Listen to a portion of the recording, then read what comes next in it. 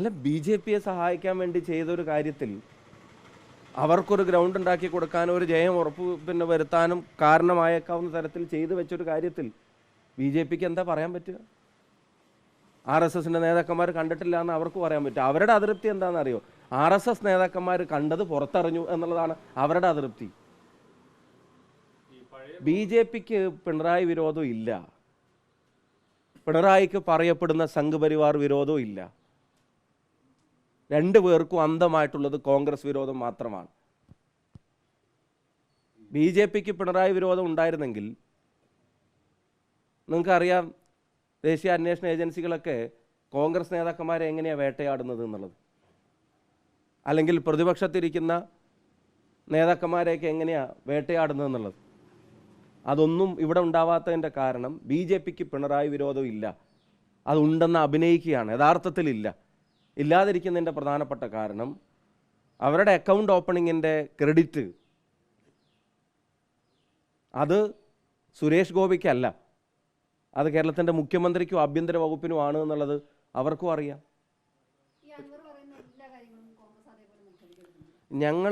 ഞങ്ങളതാ പറഞ്ഞത്. ഇപ്പം ഞങ്ങൾ മുഖവിലക്ക് എടുക്കുന്നോ ഇല്ലയോ എന്നുള്ളതല്ല പ്രശ്നം. അൻവർ പറയുന്ന കാര്യങ്ങൾക്ക് മുഖവില കൊടുത്തത് പിണറായി വിജയനാണ്.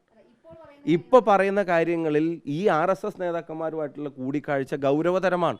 അത് ഇനിയിപ്പം ഞങ്ങൾ മുഖവിലക്ക് എടുത്താലും ഇല്ലെങ്കിലും അത് യാഥാർത്ഥ്യമാണെന്നുള്ളത് എല്ലാവരും അറിഞ്ഞു കഴിഞ്ഞു, ആർക്കും നിഷേധിക്കാൻ പറ്റുന്നില്ല.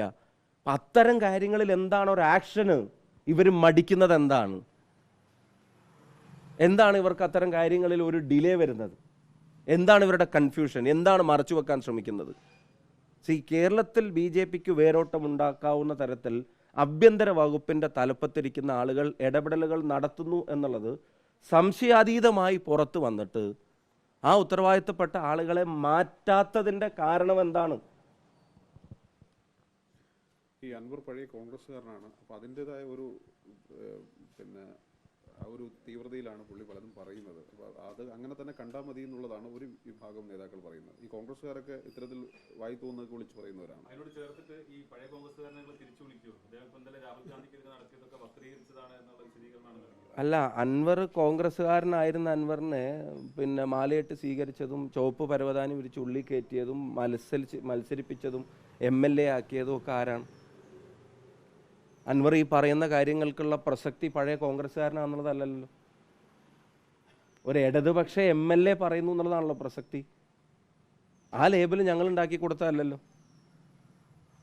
അപ്പം അങ്ങനെ വായിൽ തോന്നിയത് പറയുന്നവനാണെന്ന് അറിഞ്ഞിട്ട് ഈ കയറ്റി മടിയിലിരുത്തിയിട്ട് MLA ആക്കി കൊടുത്തിട്ട് ഇപ്പോൾ തിരിച്ചു കൊത്താൻ തുടങ്ങിയപ്പോൾ, തടി തൊട്ടാൻ തുടങ്ങിയപ്പോൾ അപ്പോഴാണോ വന്ന വഴി ഓർമ്മ വരുന്നത്?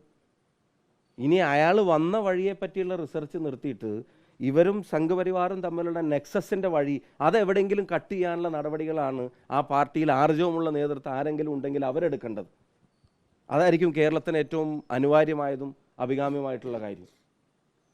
ഈ പാലക്കാട് ഉപതെരഞ്ഞെടുപ്പ് വരുന്നുണ്ട്. പാലക്കാട് ഉപതെരഞ്ഞെടുപ്പ് ഈ സഹായം വടകരയിൽ ചെയ്ത സഹായം പാലക്കാട് തിരിച്ച് കൊടുക്കുമെന്നൊക്കെയാണ് പറയുന്നത്. വടകരയിൽ എന്താ സഹായം ചെയ്തത്? വടകരയിൽ BJP കാര്യമായി സഹായിക്കും. കഴിഞ്ഞ തെരഞ്ഞെടുപ്പിനേക്കാളും 40,000 വോട്ട് അവർ കൂടുതൽ കിട്ടുക ചെയ്തു. ആ വോട്ട് പോയത് ആരുടെയെന്ന് CPM അന്വേഷിക്കണം. കാരണം ഞങ്ങൾക്ക് വോട്ട് കൂടി.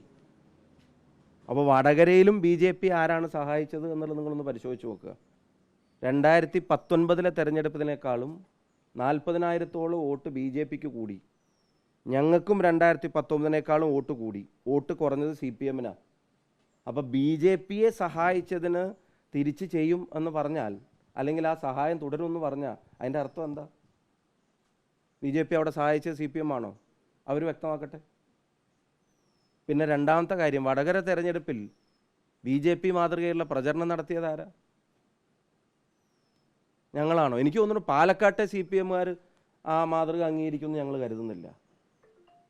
കാഫർ പ്രയോഗം ഉൾപ്പെടെ നടത്തിയിട്ട് ഇപ്പോൾ എന്തായി ഒടുവിൽ? അതൊക്കെ ഒരു BJP മോഡലല്ലേ? അതെന്തിനാ CPM-നെ പോലെ ഒരു പാർട്ടി വടകരയിൽ ഫൈറ്റ് ചെയ്ത്? അപ്പം ഞങ്ങൾക്ക് വടകരയിൽ BJP-യുടെ ഒരു സഹായം കിട്ടിയിട്ടില്ല. ആർക്കെങ്കിലും കിട്ടിയിട്ടുണ്ട് BJP-യുടെ സഹായം?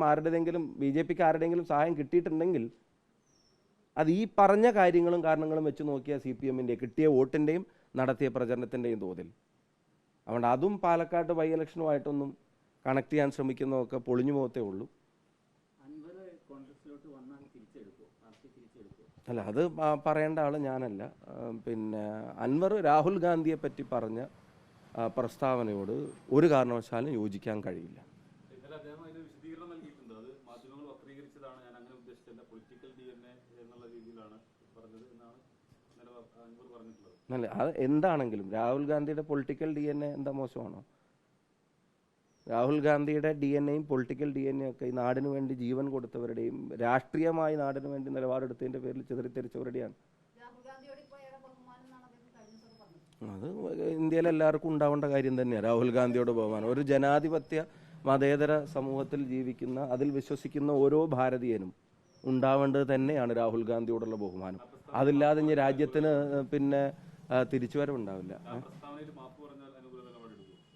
അയാൾ മാപ്പ് പറയട്ടെ. പാർട്ടിയിൽ പിന്നെ എടുക്കണോ വേണ്ടേ എന്നുള്ള അഭിപ്രായം പറയാൻ ഞാൻ കോമ്പിറ്റൻ്റ് അല്ല. അതൊക്കെ പാർട്ടി നേതൃത്വം എടുത്ത് പറയേണ്ട കാര്യമാണ്.